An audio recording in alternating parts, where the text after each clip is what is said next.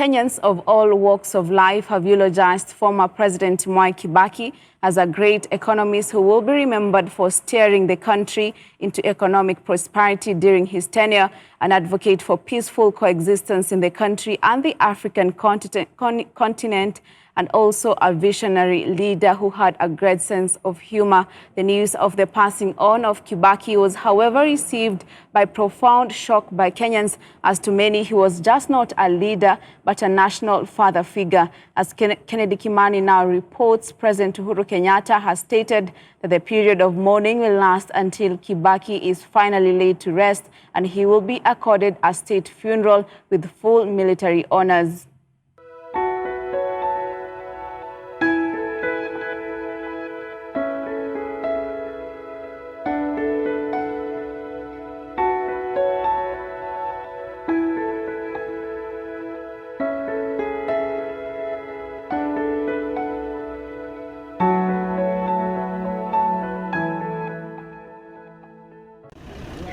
The news of the passing on of the third president of Kenya, Mwai Kibaki, which was announced by President Uhuru Kenyatta at State House on Friday, was received by profound shock and sadness by a majority of Kenyans, with many eulogizing him as a visionary leader who had a sense of humor and an iconic economist who turned around Kenya's economy. A number of Kenyans in disbelief flocked Lee Funeral Home in Nairobi, where Kibaki's body is being preserved, but the presence of heavy security by the Kenya Defence Forces at the morgue only allowed selected high-profile leaders to view the body. Huyu mzee hakika aliendeleza nchi yetu katika hali nzuri sana economics, kwa sababu ukiangalia vile economy ilikuwa wakati wake, kwa hiyo miaka 10 ambayo aliongoza, hakika hatukufinyika sana na maisha kama saa hii. Kibaki ni president ambaye hakuwa na mambo mingi. Yeye aliendeleza serikali yake miaka 10 bila kupigana na mtu, na alifanya kazi mzuri sana. Barabara tuko nayo kama Thika Road, Eastern Bypass, Northern Bypass. So yani Kibaki amefungua nchi. Huyo mzee alikuwa mzee sifapu, alifanya kazi mzuri, aliunganisha Kenya yetu, hata vile tuko sababu yake. Tunatambua yeye, tunashukuru kazi yake vile alifanya.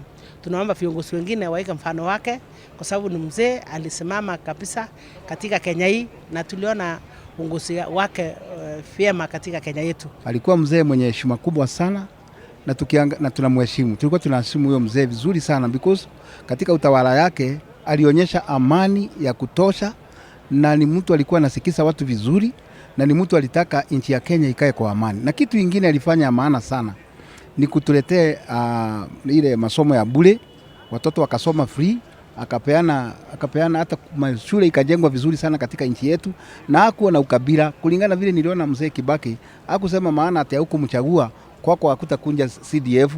Alitengeneza Kenya ikawa inakula keki moja yote.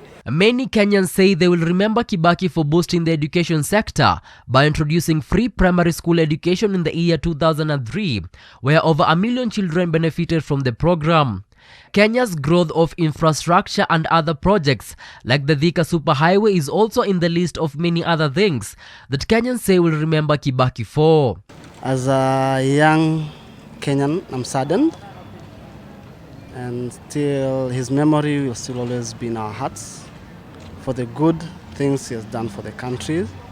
I'm one of the beneficiaries of the free primary education, and you can see the impact it has done in our education system. Kwa kweli tumepata mshtuko kwamba mzee wetu ametuacha, na tunakumbuka yeye kama ni kiongozi ambaye aliweza kuunganisha Wakenya. Tunakumbuka hayati Kibaki kama ni kiongozi ambaye aliweza kuboresha uchumi ya Kenya hii. Tunakumbuka yeye kwa ule uongozi wake ambaye aliweza kujumuisha kila mtu katika uongozi wake.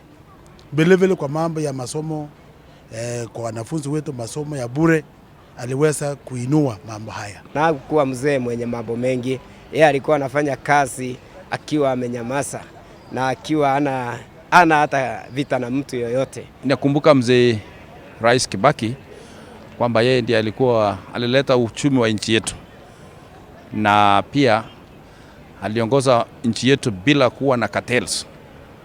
Nchi ilikuwa imeenda chini economically, but he brought up the economy until the time of his retirement, the economy was very stable.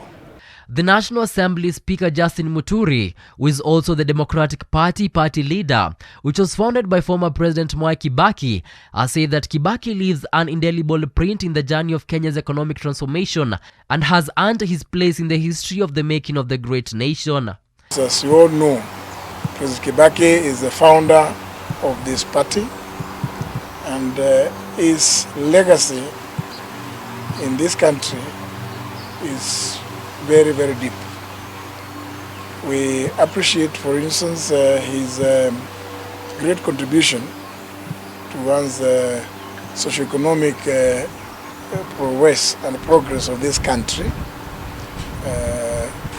both as a foremost economist and leader, whom, as perhaps many Kenyans may not know, was the longest serving legislator who served beyond 5 decades uninterrupted.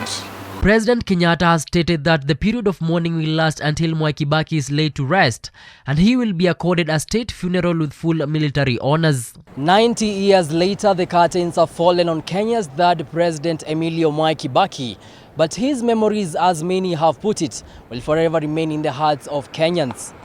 Kennedy Kimani, Hope TV Newswatch, Nairobi.